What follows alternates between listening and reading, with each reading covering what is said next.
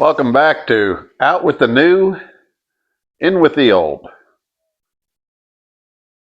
Today, I want to discuss how old should we go with cars, trucks, motorcycles. And I started off writing the 50s down. That's probably too old. Those cars they're great. They're durable cars, but you're going to run into probably with a lot of them parts problems, finding parts. They definitely have subpar brakes, and while a lot of them are powerful enough to travel the interstates, modern interstates, a lot of them probably aren't, especially the trucks in most cases. So we'll just jump into the 60s. I've owned several 60s cars, and it was a long time ago, but I owned them for lengths of time that I can speak with a little bit of authority on what they're like. They're in ways laughable compared to certain parts of new cars, but they're so much more enjoyable. There's something about just the driving experience to me. You have to know how to drive. In new cars, most of them handle so well and stop so well. A lot of people take that for granted, and they've gotten that way. And it seems like the last 25 years of vehicles have been that way. They just handle and brake and do everything so well. Even your standard vehicles, your cheaper vehicles. And in that respect, they're safer. But driving a car from the 60s requires your attention. That being said, as far as owning one, I'm going to say a lot of them have gotten to the point where they're no longer budget friendly. I mean, there's several that I like that, they would cost so much to buy. I mean, one in decent shape that, it wouldn't make sense for this channel because we're talking about cars you can buy on a base. I'm trying to stay at 10,000 and under. There is still some out there. I notice them every now and then. And typically what you'll get is a base four-door type of car. Maybe a Chevy Bel Air four-door with a base engine, a Dodge, Coronet or something with a small V8,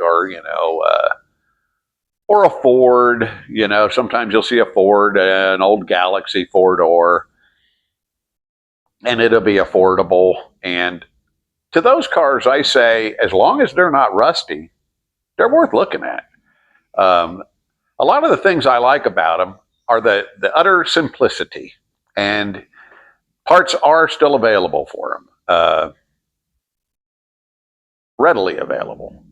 And the utter simplicity, they're the kind of cars that if you break down on the side of the road, you can usually get them running on the side of the road. I mean, you have points, you have a mechanical fuel pump, just stuff you can change out on the side of the road. So they're kind of neat in that respect. In another respect, a lot of them, especially those base models, are going to have four-drum brakes. Those cars tended to be very softly sprung, so attention is required driving them. Once you get to know them, they're fine. And most of them will just travel down the interstate, 65, 70 miles an hour without complaint. They typically don't have overdrive, so they're revving a little more going down the highway, but they're still durable cars. We had a 66 Dodge Coronet growing up, and when my older brother wrecked it. It was my mother's car, but he had it out one night and he crashed it. It had 185,000 miles on it, and it was still running great. It was a Dodge Coronet 4-door with a 273 small block V8 engine, and that car carried our family. My dad bought it brand new, and it carried us up until, I guess it was 74 when he wrecked that car, and 73 or 4, because it was replaced with a 74 Chrysler Newport. But in any case, both my brothers and sister learned to drive in that car, meaning it got the crap beat out of it.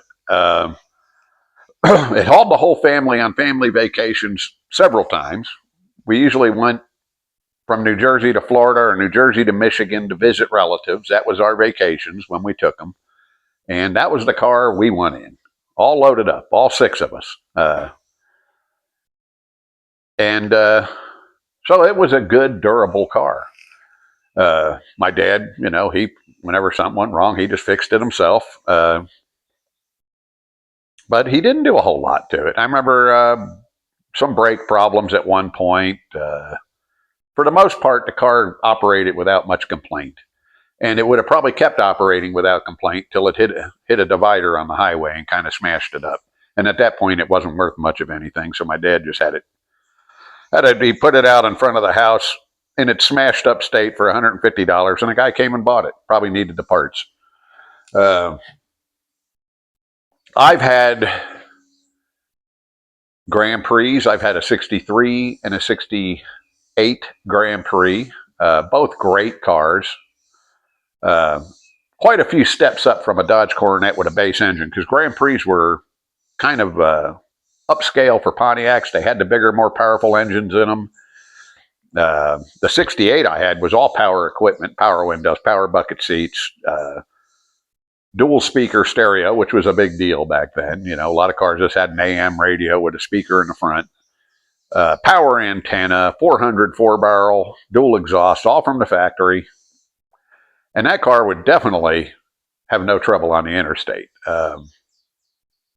That was actually a car that would literally sink the 120 mile an hour speedometer. The 63, it was screaming for mercy at the higher end there. It was geared completely different than that 68. But it was a fun car to drive. It wasn't loaded up like the other one. It had manual brakes, power steering, roll-up windows, but they all had bucket seats and a console, so they were nice looking inside. What else did I have from the 6? I had a 62 Cadillac, a car that I traveled Norfolk to New Jersey in several times. It was a good car, and it was very capable on the interstates or the highways going 70. These are cars that, the Grand Prix they're coming in their own price-wise, and the Cadillacs are all worth a little now. But like I said, that era of car is doable, and there's still parts for them. So if you kind of want something from that era, I wouldn't rule it out. The age of it is going to make you probably have to do more things to it, bushings and rubber and stuff like that. There's going to be different things that go wrong with just because it's so old. We're talking 60 years. But if you find one and it's cheap and it runs good and it's not rusty, I think they're worth looking at. In fact, I'm always looking. 70s cars took a big jump up in safety. I say handling and brakes got better. A lot of them started having at least discs on the front. Big difference. You would go through a big puddle, they'd still stop. A lot of those old cars, you hit a big puddle and all of a sudden you didn't have much in the brake department. A lot of 70s cars did fine on the interstate. Some of them got choked down pretty bad. I had several of those that generation also. One comes to mind that was choked down bad enough that going up hills, it struggled a little. And it was a 77 Cougar with a 351 2-barrel. And that car, if it had anybody in it besides me and was going up a hill, you were pushing it pretty hard. It literally had very low power, and that was common in that era. That wasn't that car. That car was in good shape. Uh, there was a lot of cars in that era that were really choked down. I also had a '78 Lincoln Town Car, and it did okay, but it had a 460. The torque alone from the giant 460 allowed it to travel down the road and up the hills a lot better. Uh, Keep in mind that these '70s cars, gas mileage got really bad. The ones in the '60s weren't fabulous, but they got better mileage than the ones in the '70s. Because when you choke down an engine and make it have less power, you're also going to affect the gas mileage. And that's what happened in the '70s. But a lot of cars were coming with radial tires, disc brakes, so they handle and drive better. And there is ways to tune them to make them run better, to give them a little more power. Uh, it seems like quality of '70s cars isn't as good as some of the mid '60s cars. They weren't constructed as well, but they got the job done, and they were still decent cars. But the down on power thing, I guess, is the biggest downfall of the '70s cars. But you can still find them, certain models. They're not as desirable as the '60s cars, so you can find a lot more different models under $10,000. I had a '72 Buick that I really liked, Centurion, and it had a 455. And that car actually still had some gumption. They had lowered compression by that year, but the car still had really good passing power. It was a neat car. Rode real nice, handled. I changed the springs on it, and I put higher rate springs all the way around, and they were stiffer than stock, but it still rode soft, and it handled beautiful. Buicks with big blocks handled better than a lot of cars because their 455 weighed about the same as a small block Chevy engine. That's something a lot of people don't realize. They didn't plow the turns as bad as a lot of the other big block cars because their big block engine weighed less by about 100 pounds. That was a great car. And I remember taking it on a trip and getting 16 and a half miles at a gallon going 70 steady. I mean, that's not bad in a car that weighed 4,300 pounds that had a 455 cubic inch engine. That's decent. So there's a lot of '70s cars out there. You'll find that '72 and back cars do bring a little more money because it was before they got the ugly bumpers. So like if you're looking at a Lincoln Mark IV of '72, it's going to bring a lot more money than a '73 just because it's prettier. It's much prettier. Everything else about them's the same. But those bumpers got hideous. Let's jump up to the '80s. To me, '80s was like a real dark period in cars, but looking back, there was a lot of good value out there. When they downsized the General Motors cars and started putting 3.8s in them, like the '88s and the Bonnevilles, those were really good cars, and they started getting more efficient. Now you're getting a car gets 28 miles a gallon on the highway, and still has plenty. The 3.8s had plenty of power. They were good engines. There are certain ones to be careful of. Cadillac had a lot of problems with their 4.1 8-cylinder. I stay away from them. Some people have good luck with them, but you really got to watch them. When they got up to the 4.5 and the 4.9, before the North Star, those were decent engines, and they made good power. They were spunky cars. I don't think the '80s cars, there's many of them that are really good looking, but there's a lot out there still, and it's a good place to look, especially for something that's a little more modern handling, and gas mileage is going to be quite a bit better. Funny thing is, I haven't owned that many '80s cars. I've driven quite a few, but I haven't owned that many. I owned a '91 Olds '98, which same platform, and it was a good car. I liked it. Was it pretty? No, but was it a good car? Yes, it was a real good car, bulletproof. Um, they had their weird things. They had the pass lock key that if it went out, the car wouldn't start. That can be fixed for $20. You bypass the system. Simple, cheap. Kind of a common problem on the 80s, early 90s General Motors. Of course, you got your Camaros and Mustangs from that era where they were just starting to rekindle the muscle car market. And those cars are fun to drive, but again, what's left of them, what the ones that are left that haven't been hopped up, they're starting to command a little money just because they are the beginning, the new beginning of another muscle car era. And they're they're fun cars to drive. And going to the 90s, and it's a lot like the 80s, but better. It seemed like they were a lot like the 80s, but more refined. Still, to me, most of them aren't that great looking. But most of them are better. There's a lot of cars you can look at. If you want a big car, you got the beginning of the Panther platform, great. You got the era of the Cadillac Fleetwood and Chevy Impala, Buick Roadmaster, body on frame, which eventually came with the LT1 350 engines. Great, great cars. They tend to bring a little more money if they don't have that many miles on them because people really like them. And they are fantastic cars to drive. They're kind of like old school and new school mixed together. It's kind of neat. And they're comfortable and luxurious. But your basic cars, mostly front wheel drive cars, were all really good cars in that era.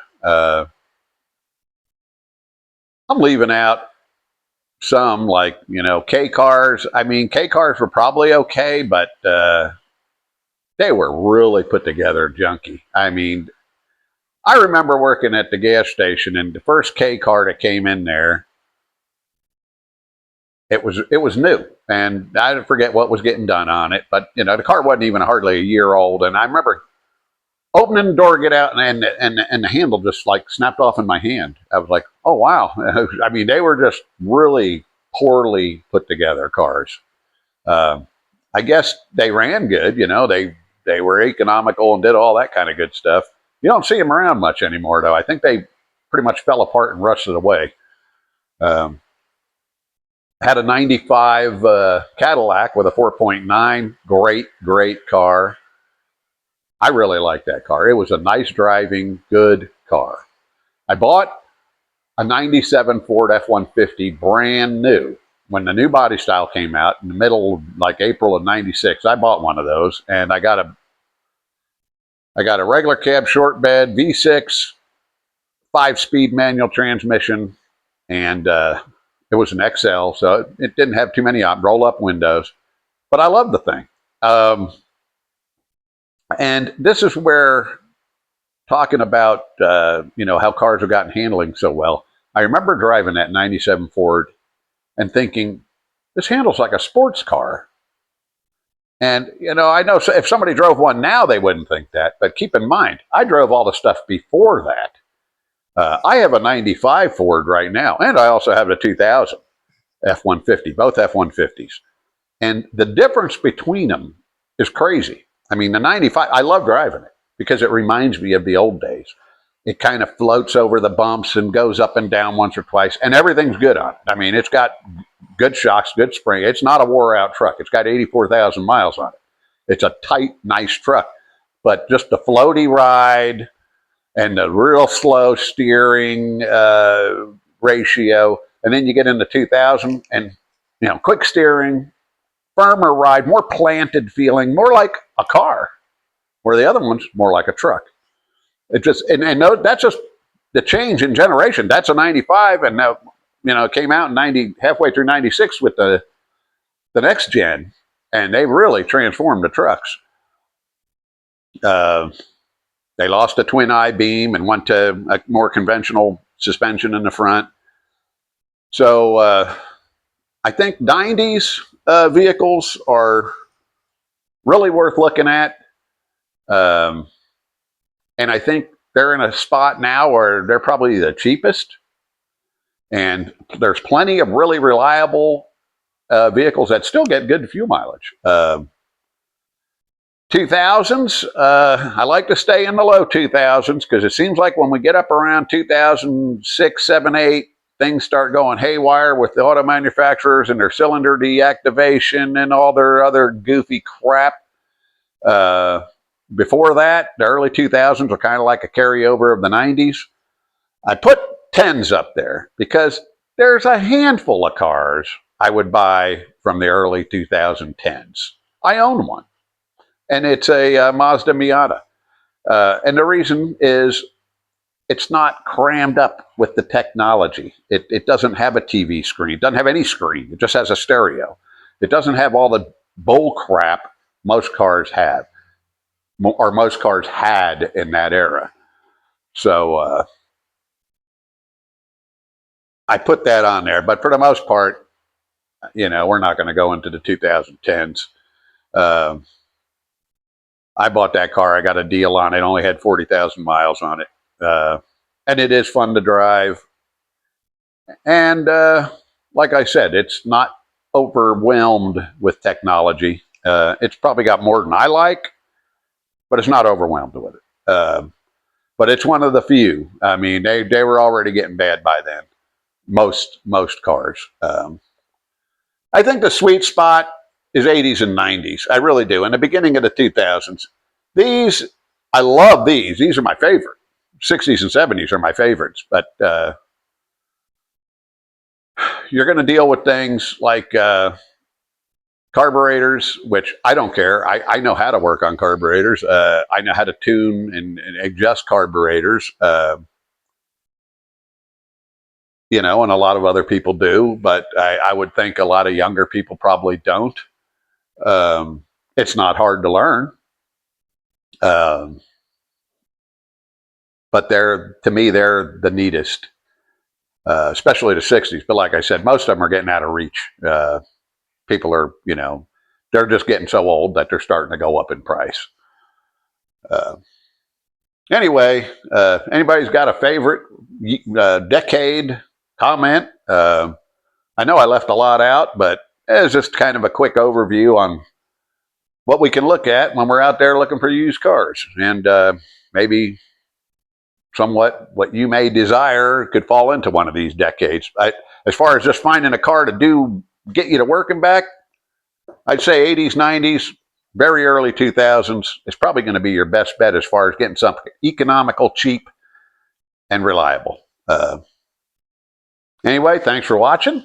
Subscribe if you like the content.